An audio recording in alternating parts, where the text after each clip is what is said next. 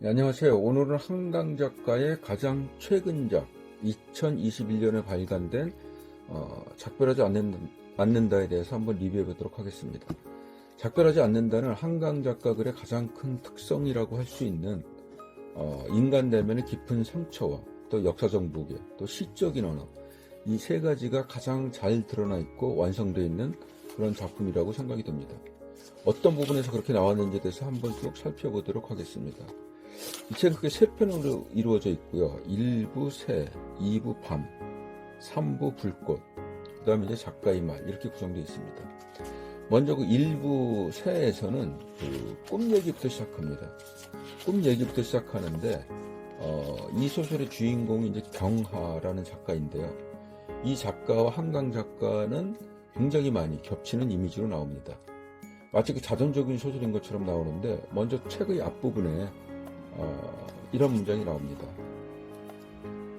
그 꿈을 꾼 것은 2014년 여름, 내가 그 도시 학살에 대한 책을 낸 지 2달 가까이 지났을 때였다. 실질적으로 광주의 5.18 민주화운동에 대한 소설인 소년이 온다가 2014년에 출간이 됐고요. 결국 그 소년이 온다를 출간한 이후부터 제주 4.3 사태에 대한 이야기, 작별하지 않는다에 대한 어떤 강박관념이 시작된 것 같습니다. 그럼 그 꿈은 무엇인가? 그 꿈은 이런 꿈이죠. 성군 눈이 내리고 있었다. 내가 서 있는 벌판의 한쪽 끝은 야트막한 산으로 이어져 있었는데 등성이에서부터 이편 아래쪽까지 수천 그루의 검은 통나무들이 심겨 있었다. 묘지가 여기 있었나? 나는 생각했다. 이 나무들이 다 묘비인가?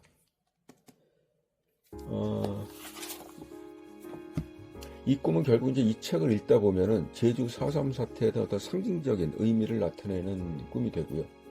결국 이 꿈을 꾼 것이 2014년 여름 소년이 온다를 출판한 뒤부터 그 꿈을 꾸기 시작했고, 실질적으로도 2014년 6월부터 이 저술을 시작했다고 하고 있습니다. 그 소설 속의 작가인 경화가 이렇게 꿈으로 괴로워하고 있을 때 그 친구 인선에게서 전화가 오게 됩니다. 문자가 오게 되죠.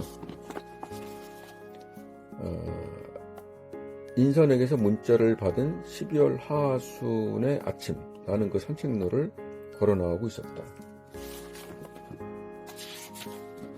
그래서 문자 내용은 그런 거였죠.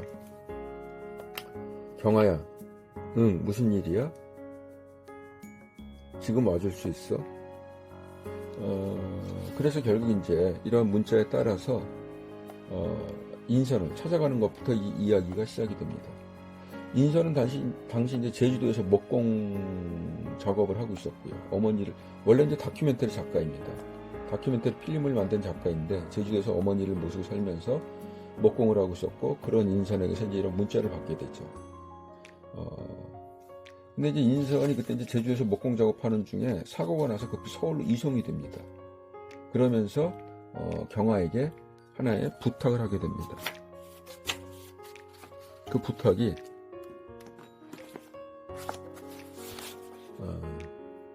제주 집에 가죠 라고 인선이 말했기 때문에 나는 이곳까지 왔다. 그리고 제주까지 오게 된 거죠.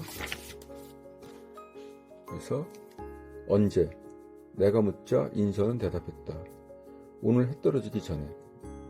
공항에서 김포공항까지 택시로 최단 시간에 달려가 가장 빠른 항공편으로 제주까지 날아간데도 가능할까 말까 한 일이었다. 이상한 농담이라고 생각했지만 인선의 눈은 진지했다. 안 그러면 죽어. 누가? 새라니? 자, 이게 이제 인선이 키우던 그 앵무새를 돌봐달라라는 부탁을 받게 됩니다.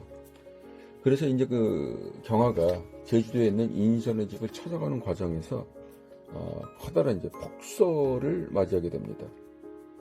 그래서 이제 그 눈발을 뚫고 가는 과정에서 다음과 같은 문장이 하나 나오게 됩니다. 그 쏟아지는 눈을 보면서 기술한 내용입니다.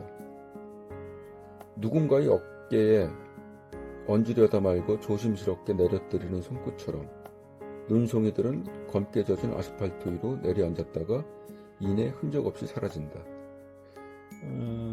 눈 내리는 장면을 마치 뭔가 말하려고 어깨에다가 이렇게 손을 얹으려다가 못하고 그냥 내려뜨리는 손끝처럼 눈이 내린다. 이렇게 표현하는 것이 저는 참 신선했고요. 굉장히 시적인 표현이었다라는 생각이 들고, 이 문장 하나에도 여러 날 동안 이 작가의 삶의 흔적이 나타냈지 않나라는 생각이 좀 듭니다. 여기서 보면 이제 찾아가는 집이 중산간에 있다라는 글이 나오는데, 저는 처음에 좀 그 부분이 헷갈려서 중산간이라는 것이 어디 지명인가라 했는데, 그건 아니고 말 그대로 중간 산간지대, 즉 해안선과 산의 중간지대를 나타내는 말로 제주 4.3 사태를 설명할 때 아주 중요한 의미를 띈다는 것도 알았습니다. 그건 이제 뒤에 좀 더 얘기를 할 수가 있을 거고요. 결국 이제 소설은 경화가 친구 인선의 집에 찾아가서 폭설로 고립된 인선의 집에 머물면서 인선이 그동안 다큐멘터리 작업해왔던 인선 엄마가 겪었던 고통스러웠던 삶의 경험들에 대한 자료를 쭉 보게 되고요. 그 경험을 통해서 바로 그 제주 4.3 사태라는 것을 온몸으로 겪었던 어린 소녀의, 또 어떤 여인의 아픈 삶이었음을 체험해가는 과정을 그리고 있습니다.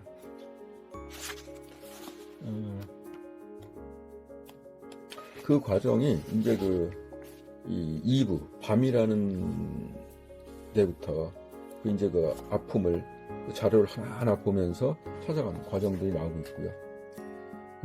작가 한강의 특성이 이제 커다란 역사적 사건에 휘말리는 한 개인의 연약한 삶과 그로 인한 내면의 아픔을 잘 표현하고 있는데요. 이 작별하지 않는다에서도 초등학교 어린 소녀가 영문도 모르고 어느 날 갑자기 온 가족이 살해당하고, 역시 10대 언니와 함께 실종된 오빠를 찾다가 그 오빠마저 행방불명이 되는 상황에서 오빠를 통해서 4.3 사태의 상황과 왜 1948년 가족의 몰살 후에 1990년대 초까지도 대한민국에서 그 사건에 대한 발언이 금기되었는지에 대한 아픈 경험을 잘 표현하고 있습니다. 이 책을 읽고 나면은 소설적인 어떤 몰입과 함께 동시에 느꼈던 것이 제주 4.3 사태에 대한 새로운 이해라고 하겠는데요. 왜 역사적으로 이런 사건이 일어났고, 그럼 이런 인간적인 비극을 반복하지 않을 방법이 없었을까라는 생각을 하게 됩니다. 제주 4.3 사태를 간단히 살펴보면은 1945년에 일제 치하에서 해방된 다음에 남북한에 이제 각각의 미국과 소련을 중심으로 한 별개의 정권이 들어서게 됩니다. 남한에서는 이승만을 중심으로 별도의 대한민국 정부 수립을 하기 위해서 48년 5월 10일 국회의원을 뽑기 위한 총선거를 실시하게 되는데요. 이 선거를 방해하기 위해서 북한 공산당의 남쪽 세력, 즉 남로당 세력이 제주도에서 당시 도민들의 생활고와 불만을 활용하여 48년 4월 3일에 무장 봉기를 일으키게 됩니다.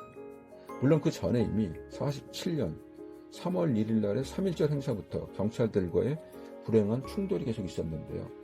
이런 상황도 문제지만은 더 큰 문제는 이 이후 수습 과정에서 당시의 반공주의적 상황에 일반 양민에 대한 대규모 학살이 일어나게 됐다는 겁니다.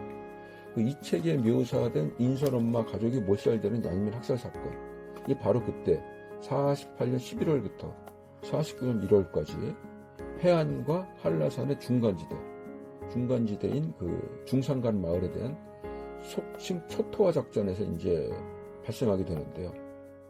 이후 1950년 6.25 전쟁의 발발과 함께 이런 비극적 상황이 계속되다가 6.25 전쟁 후인 54년 9월 장장 7년 7개월을 이었다가 끝나게 됩니다.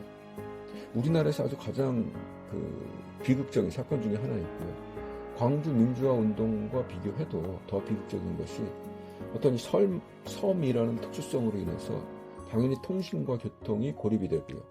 또 전쟁 이후에 반공 중심의 정권화에서 이에 대한 최소한의 사태 조사 및 희생자 위로도 할 수 없이 이 소설 속의 인선 엄마처럼 그 슬픔을 가슴에 묻고 평생을 살아갔다는 것입니다. 이에 대해서 이제 1998년 11월에 김대중 대통령도 CNN과 인터뷰에서 제주 4.3 사건은 공산폭동이지만 억울하게 죽은 사람이 너무 많아서 진실을 밝혀 누명을 벗겨야 된다라는 얘기를 했고요.